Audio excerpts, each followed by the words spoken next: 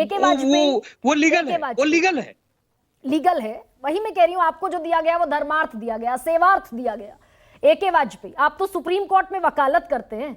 अगर मैं ये कहूं कि टॉप 30 डोनर्स में से 14 ऐसे डोनर हैं जिनके खिलाफ इन्वेस्टिगेशंस थी, जिनके खिलाफ चार्जेस थे, चार्जशीट्स थी, तो ये डेटा गलत बता रही हूं मैं?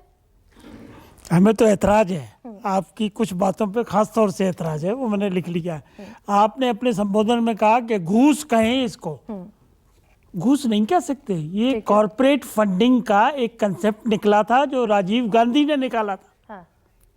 और उस कानून के तहत 7.5% जो है वो कॉरपोरेट्स को अलाउड था चंदा देना। वहां से शुरुआत हुई है ये। और इससे पहले और आज भी ये डिबेट है। सर आपने हाँ, जो स्पेशलिस्ट हमारे साथ बैठे, सुना नहीं आपने शायद, ये ओपन एंड शट क्या रिश्वत का केस, घूसखोरी का केस। कैसे बता हाँ, देती वही हूँ मैं कह रहा हूँ ना, कैसे बता देती हूँ कैसे। कड़ियां ये ऐसे कौन ऐसे सी कंपनी है? Mega engineering and infrastructure limited, जिसने आप बोल लो। 140 करोड़ के बॉन्ड खरीदे और 1 महीने बाद उसको टेंडर मिल गया 15,000 करोड़। आप रुक जाइए, यहीं रुक जाइए।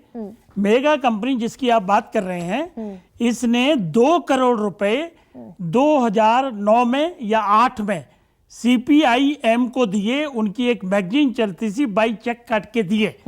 पॉलिट ब्यूरो में ऐतराज उठे और उनको प्रकाश कारात के वीटो करने से वो पैसा उन्होंने वापस किया। ठीक है, प्लीज अंडरस्टैंड। हाँ। नहीं तो इसमें क्या समझने जैसी क्या चीज़ है? मैं ये कहना चाह रहा हूं कि कॉर्पोरेट फंडिंग कोई पहली बार अभी शुरू नहीं हुई है। कॉर्पोरेट फंडिंग पर एतराज नहीं है, कॉर्पोरेट फंडिंग के बदले में अनड्यू फेवर पर एतराज कर सकते हैं, घूस यूज नहीं कर सकते। अरे भाई, कॉर्पोरेट वाजपेयी साहब, आप इतने प्रखर, इतने मैच्योर प्रवक्ता हैं, इतना आसान नहीं है। कॉर्पोरेट फंडिंग के बदले में अनड्यू फेवर मिलेगा, ये कहां से कह दिया आपने? अनड्यू फेवर मिलेगा तो सेक्शन 7 इन्वोक होगा PC एक्ट का, प्लीज। और खाली बदला वो फायदे की बात नहीं है, किसी भी तरह का फेवर नहीं हो सकता, ऑफेंस है वो। तो ये जितना लिस्ट निकलकर सामने आई, ये सब कि 30 डोनर में से 14 के खिलाफ ED CBI IT की रेड चल रही थी, गलत है वो? जवाब दूंगा ना मैं। आप लोग क्या कोशिश कर रहे हो? एक रंग से पेंट करने की कोशिश कर रहे हो, चीजों को जोड़ने की कोशिश कर रहे हो।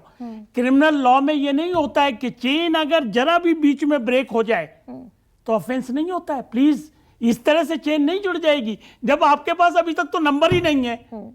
अगर नंबर आएंगे फिर वो किस पार्टी को मिले, वो मिलान होगा, वो एविडेंस होगा, उसके बाद क्विड प्रोको का एस्टेब्लिश होगा ऑन रिकॉर्ड। कैसी बातें कर रहे हो? ऐसे कह रहे हो कि जैसे सरकार तो बिल्कुल ही वो हो गई है। ये कोई नया काम नहीं चल रहा है, बल्कि ये बात सही है। सारे आंकड़े खारिज करेंगे के वाजपेयी? किस बात? सारे आंकड़े मैं खारिज बिल्कुल कर खारिज करूंगा इस बात का, जिस तरीके से बातें की जा रही हैं। 20 डोनर ऐसे हैं जिन्होंने आधा इलेक्टोरल बॉन्ड का पैसा, आपको मालूम है कि मात्र 20 डोनर। एक सेकेंड, इलेक्टोरल बॉन्ड जो मिलते हैं उसका पीरियड फिक्स है, साल में 2 बार मिलते हैं। और वो पीरियड को उसके अलावा नहीं खरीद सकते कि आज गए और खरीद ले जाके। वो खुलता है पीरियड, उस पीरियड में सिर्फ खरीदोगे। तो कैसे लिंक कर लोगे क्राइम से? मेगा, ये आपने खुद ही बताया, मेगा इंडस्ट्रीज का इंजीनियरिंग का जो है 2012 की इन्वेस्टिगेशन क्राइम का केस है, उसको आप 2019 में लिंक करोगे? नहीं। हाँ, आपने ही बताया। IT ने दफ्तरों पे छापे मारे अक्टूबर 2019 में। ठीक है, पहली बार छापा पड़ा अक्टूबर 2019 में। ED की जांच शुरू हुई। 12 अप्रैल 2020 को 50 करोड़ का बॉन्ड खरीदा गया। तो क्या हो गया? तो सब इत्तेफाक है। अरे भाई, ये आप प्रिजम्पशन कर रहे हैं, इत्तेफाक नहीं है ये। आपका मानना है ये प्रिजम्पशन करना कि भाई इन्वेस्टिगेशन चल रही थी, उसने बॉन्ड खरीदे और बॉन्ड खरीद के किसी को बीजेपी को दे दिया। अभी आप ये कैसे कहते हो किसने बीजेपी को दिया, किसने कांग्रेस को दिया? जबकि कांग्रेस ने 1092 रुपए लिए, TMC ने 1000 समथिंग करोड़ रुपए आए उनके पास। मैं तो ये भी कह रही हूँ कि पश्चिम बंगाल में जैसे ही विधानसभा चुनाव जीता TMC ने, ठीक वैसे इलेक्टोरल बॉन्ड्स की तादाद बढ़ गई। हम कह रहे हैं कि आप हर पार्टी को ब्लेम कर रहे हैं और हर पार्टी क्या कह रही है कि बीजेपी ने किया, बीजेपी ने किया। अरे नहीं, मैं तो TMC को भी कह रही हूँ, मैं तो उड़ीसा में BJD को भी कह रही हूँ। देखिए, ये गंभीर विषय है, लोकतंत्र का सवाल है। आए, आरोप लगाया और चल दिए, यही तो कर रहे हैं विपक्षी लोग। और आप तो क्या, एक सेकंड, नहीं प्लीज एक सेकंड। इस तरह से आप चीजों को गुमराह करके, खासतौर से विपक्षियों की बात कर रहा हूं, लोकतंत्र की जड़ों को उसमें तेजाब डालने का काम कर रहे हो। ठीक है प्लीज, सर, समझ लेते हैं। अनिल वर्मा, हिंडनबर्ग में भी एक इन्होंने सेकंड। यही कार्यक्रम ठीक किया है था। सर।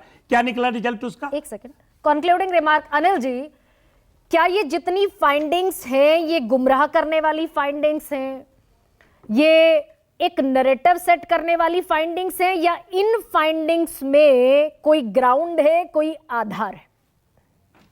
देखिए, सिंपल सी बात यह है, जब सुप्रीम कोर्ट के कॉन्स्टिट्यूशन बेंच ने पूरी की पूरी स्कीम को ही अनकॉन्स्टिट्यूशनल करार कर दिया, और जितने भी अमेंडमेंट्स किए गए थे, representation of people act, companies act, RBI act etcetera, सबको अनकॉन्स्टिट्यूशनल करार किया। तो अब अगर आप इसको भी नहीं मानना चाहते तो आपकी मर्जी है।